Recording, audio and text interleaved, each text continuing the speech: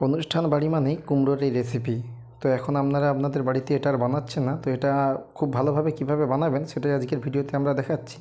আমি প্রথমে নিয়েছি কুমড়ো, আলু আর সজনে ডাঁটা। আমি প্রথম থেকে এটা কেটে রেখেছিলাম। এটাকে ভালো করে ধুয়ে আমি আলাদা করে একটা পাত্রে প্রথমে তুলে নিচ্ছি।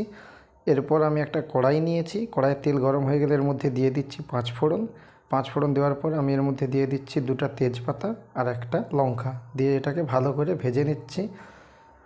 এটা ভালো করে ভাজা হয়ে গেলে আমি যে মিশ্রণটা রেডি করে রাখছিলাম সেটা এর মধ্যে আমি দিয়ে দিচ্ছি। এটা দেওয়া হয়ে গেলে 1 থেকে 1.5 মিনিট ভালো করে মিশ্রণটাকে মাখিয়ে নিতে হবে যাতে নিচে না লেগে যায়, ভালো করে এটা সিদ্ধ করার জন্য। এরপর আমি এতে দিয়ে দিচ্ছি হলুদ গুঁড়ো 1/2 চামচের মতো, আর এর মধ্যে দিয়ে দিচ্ছি লবণটাও আমি 1/2 চামচের মতো এতে দিয়ে দিয়েছি। তো এরপর আবার এটাকে ভালো করে আমি এখানে মিক্সিং করে নিচ্ছি। তারপর এটাকে ভালো করে সিদ্ধ করার জন্য আমি এখানে 1 বাটির মতো জল নিয়েছি। তারপর আমি এটাকে দেখুন 5 থেকে 10 মিনিটের জন্য চাপা দিয়ে রেখে দিচ্ছি। দেখুন 5 থেকে 10 মিনিটের মধ্যে এই মিশ্রণটা ভালোভাবে এইভাবে সিদ্ধ হয়ে আসবে। যখন এটা সিদ্ধ হয়ে যাবে ঠিকমতো আপনার মনে হবে, তো এটাকে আপনারা নামিয়ে নেবেন। এরপর আমি আবার একটা কড়াই নিয়ে নিচ্ছি। এর মধ্যে দিয়ে দিচ্ছি 5 ফোড়ন, এরপর আর দিয়ে দিচ্ছি তেজপাতা আর গোটা লঙ্কা আর পেঁয়াজ কুচি দিয়ে ভালো করে যখন রান্নাটা হয়ে যাবে তখন আপনারা এর মধ্যে কাঁচা লঙ্কা অ্যাড করবেন। লঙ্কাটাও যখন ঠিকমতো ভাজা হয়ে যাবে তারপর আপনারা দিয়ে দিচ্ছি আদা বাটা।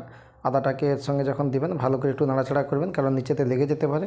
এরপর আমি দিয়ে দিচ্ছি হলুদ গুঁড়ো ছোটো চামচের 1/2 চামচ আর দিয়ে দিচ্ছি লঙ্কা গুঁড়ো। দেওয়ার পর আমি মিশ্রণটাকে ভালো করে আবার ভেজে নিয়েছি। তারপর আমি এর মধ্যে 1/2 বাটির মতো জল অ্যাড করে দেখুন এরকম একটা গ্রেভি চলে আসবে। এরপর আমি দিয়ে দিচ্ছি শুকনো জিরে দেওয়ার পর আমি আবার 1 থেকে 2 মিনিট এইভাবে মিশ্রণটাকে রেডি করে নিয়েছি। এরপর আমি ওই যে সিদ্ধ করা সবজিগুলো ছিল এর মধ্যে আমি অ্যাড করে দিচ্ছি। তারপর আমি সম্পূর্ণ মিশ্রণটাকে ভালো করে মাখিয়ে নিচ্ছি। দেখুন আপনারা এইভাবে মাখিয়ে নেবেন। 4 থেকে 5 মিনিট এইভাবে আপনারা লাড়তে থাকবেন আর এই সময় মৃদু আঁচ দিয়ে রাখবেন, কারণ বেশি হিটের প্রয়োজন নেই। যখন এটা ভালোভাবে মাখানো হয়ে যাবে আপনারা এর মধ্যে 1/2 বাটির মতো জলও ব্যবহার করতে পারেন। যখন মশলাটা আরও ভালোভাবে মিশ্রণটা হয়ে যাবে, সজনে ডাঁটাটাকে আপনাদের একটু ভালো করে দেখে নিতে হবে, কারণ বাকি মশলাটা আমরা আগে থেকেও সিদ্ধ করলেও সজনে ডাঁটাটা একটু সময় লাগে। তো এটাকে আপনারা ভালোভাবে একটু দেখে নেবেন। যখন সজনে ডাঁটাটা ভালো করে সিদ্ধ হয়ে যাবে তখন আপনারা কি করবেন, সজনে ডাঁটাগুলোকে একটু আলাদা করে সাইড করে দেবেন। দেখুন আমি এখানে আলাদা করে সজনে ডাঁটাগুলোকে এরপর সাইড করে নিচ্ছি। দেখুন সাইড করে নিচ্ছি আমি। এগুলোকে সাইড করার পর আপনারা ডালনা দিয়ে এটাকে একটু মিক্স করে দেবেন। দেখুন আমরা তো এখানে ডালনা বলি এটাকে, আপনারা কি বলে জানি না, তো কমেন্ট করে জানাবেন কী বলে। এরপর আমি এর মধ্যে নিয়ে নিচ্ছি একটু পোস্তটাকে আপনারা ভালো করে এর মধ্যে এইভাবে ছড়িয়ে দেবেন। সম্পূর্ণ পোস্তটা দেওয়া হয়ে গেলে আবার আপনারা এটাকে মিক্স করে নেবেন একটু ভালো করে।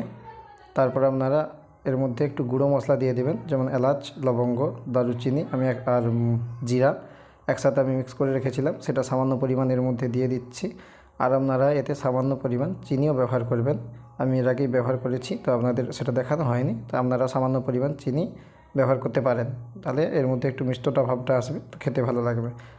রান্নাটা আমার কমপ্লিট হয়ে গেছে। তো এইবার আমি ওটাকে নামিয়ে রেখেছি আর এবং একটা কাঁচের পাত্রের মধ্যে সামান্য কিছু পরিমাণ তুলে নিয়ে আপনাদের দেখাচ্ছি। দেখুন কত সুন্দর হয়েছে। আপনারাও আপনাদের বাড়িতে এইভাবে বানিয়ে এটাকে টেস্ট করতে পারেন দুপুরের খাবারের সাথে, খুবই ভালো খেতে। তো আপনারা একবার এটা বানিয়ে খাবেন।